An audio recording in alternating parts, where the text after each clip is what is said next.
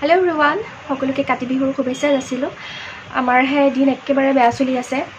আজি হৈছে বিহু, কিন্তু ব্লগটো খুব সম্ভৱ 2-3 দিন পিছুৱাব দিয়াটো। দিন একেবাৰে বেয়া চলি আছে, কাৰণ আজিৰ পৰা 3 দিনমানৰ আগত মা পৰিছিল, পৰি আঁঠুত ফ্ৰেকচাৰ হ'ল। তাৰ কাৰণে যোৱাকালি অপাৰেশ্যন হ'ল। অপাৰেশ্যন যেনিবা ভালকৈ হৈ গ'ল, আৰু আজি ৰিলিজ দিব। 4টা-5টা মানত খুব সম্ভৱ পাবহি মাহঁত ঘৰ। এতিয়া বিহু বুলিতো একোৱেই কৰিব নোৱাৰিলোঁ, গতিকে কেইটামান পিঠা বনাওঁ বুলি ভাবিছোঁ। আৰু আজি মানে আমাৰ ইয়াত বিহুৰ ভাতটো দিনতে খোৱা হয়, গতিকে তাৰ কাৰণেও যো-জা অলপ কৰিব লাগিব। গতিকে যাওঁ পাকঘৰলৈ। আগত অকলে কোনোদিন এনেকৈ কৰি পোৱা নাই।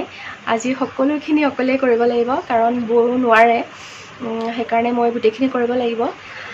ভগৱান জানে, মাৰ অৱশ্যে এনেকুৱা হোৱাৰ কাৰণেই এইটো হৈছে।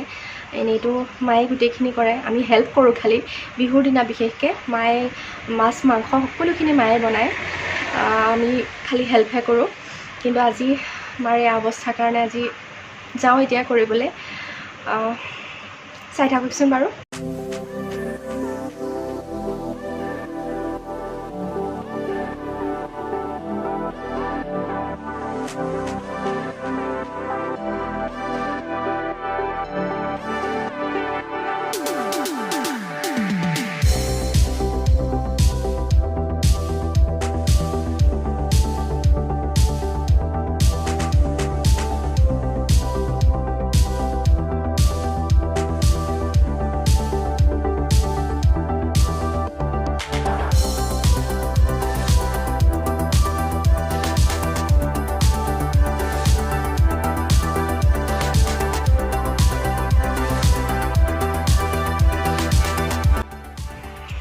দুভাগ কৰি লৈছোঁ।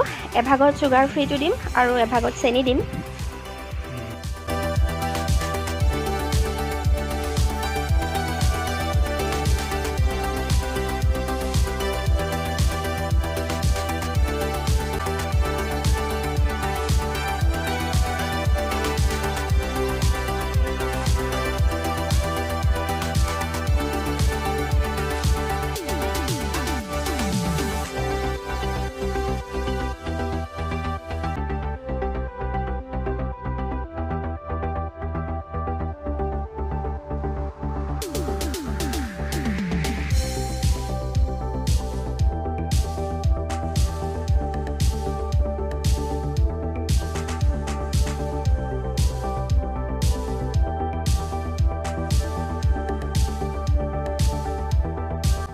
আটাখিনি মই আধা ঘণ্টামানৰ আগতেই মাৰি থৈছিলোঁ।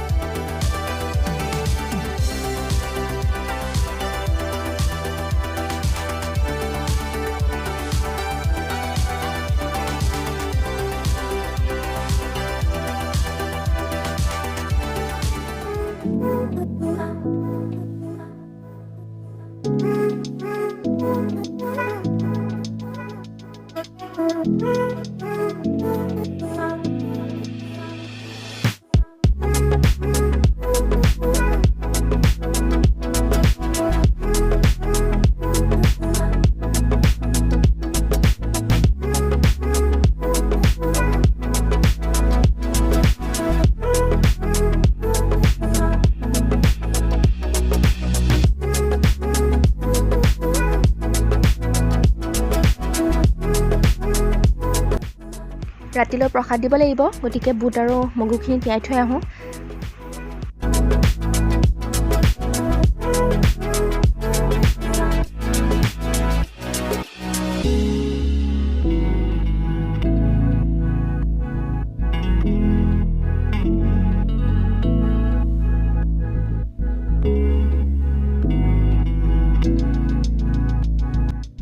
ভাতৰ যোগাৰখিনি কৰি লৈছোঁ, চব্জি তব্জি এইবিলাক কাটি লৈছোঁ। এতিয়া কামত লাগি যাওঁ আৰু।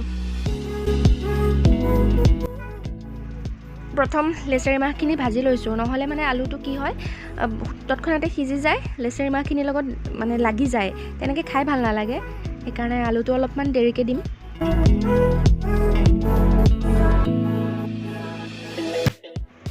আৰু এইফালে মন্তি এগছটো তুলসী তলত দিব লাগিব, গতিকে অকণমান লেতেৰা হৈ আছে, ধুই কৰি চাফা কৰি লওঁ, তাৰপিছত কালাৰ কৰি দিম। আলুখিনি দি দিলোঁ, হৈছেহি আৰু চব্জিখিনি। মাছ মাংসৰ বজাৰ আহি গ'ল, এতিয়া এইখিনি ধুই কৰি লওঁ।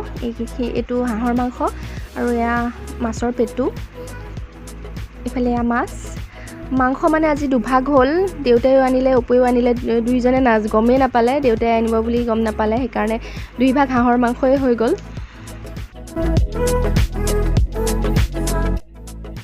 মাছখিনিত হালধি আৰু নিমখটো সানি লওঁ। হালধিটো মই অকণমান মাছত বেছিকৈ দিওঁ, মানে ভাল পাওঁ। হালধিটো বেছিকৈ দি তেলত পূৰা ফ্ৰাই কৰি দিলে খাই ভাল পাওঁ।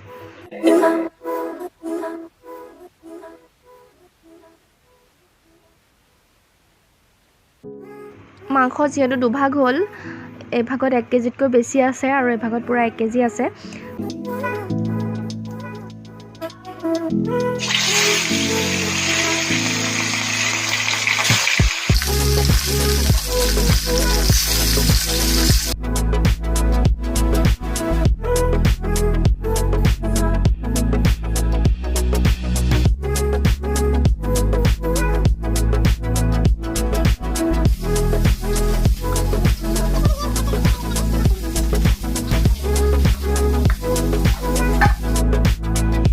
সামৰিলোঁ আৰু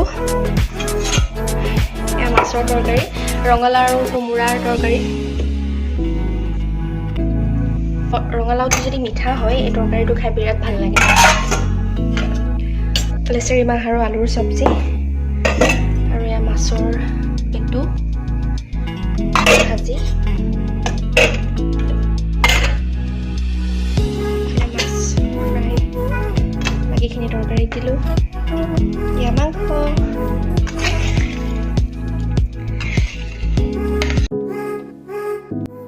বিহুৰ দিনটোত ভাত সাজ আমি সকলোৱে তলত বহি একেলগে খাওঁ। ভাত পানী খাই কৰি আজৰি হৈ আহিলোঁ, আৰু এতিয়া এইখিনিত কালাৰটো কৰি লওঁ।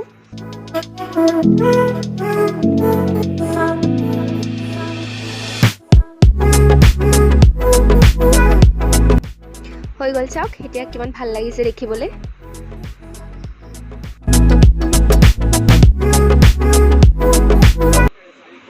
কামখিনি কৰি হৈছেগৈ, এতিয়া চাদৰ মেখেলাযোৰ পিন্ধি লৈছোঁ, ধূপ ধূনা জ্বলাওঁগৈ। অকণো আজি দিনটো ৰেষ্ট পোৱা নাই, অকণমান ৰেষ্ট ল'ব লাগিব এতিয়া। ধূপ ধূনাখিনি জ্বলাই আহোঁ তাৰপিছত।